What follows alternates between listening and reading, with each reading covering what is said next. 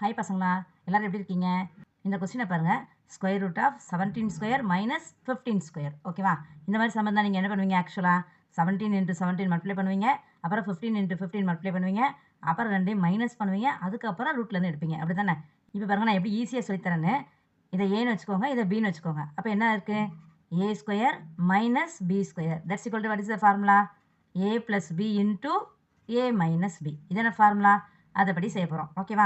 அப்போ என்ன வரும் பாருங்க, 17 ப்ளஸ் 15 இன்ட்டு 17 மைனஸ் 15. ஓகேவா? This is inside the square root.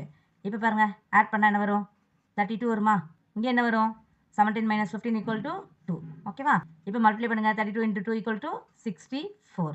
Inside the square ரூட்டில் இருக்கா? இப்போ உங்களுக்கு ஈஸியாக எடுக்க தெரியுமா? 8 இன்ட்டு 8 தானே 64. So square root of 8 into 8 that's equal to what? 8. Square ரூட்டுக்குள்ளே சேம் நம்பர் 2 டைம்ஸ் இருந்துச்சுன்னா 1 டைம் வெளியே வந்துடும். ஓகேவா? இந்த வீடியோ பிடிச்சிருந்தா லைக் பண்ணுங்கள், ஷேர் பண்ணுங்கள், சப்ஸ்கிரைப் பண்ணுங்கள். தேங்க்யூ.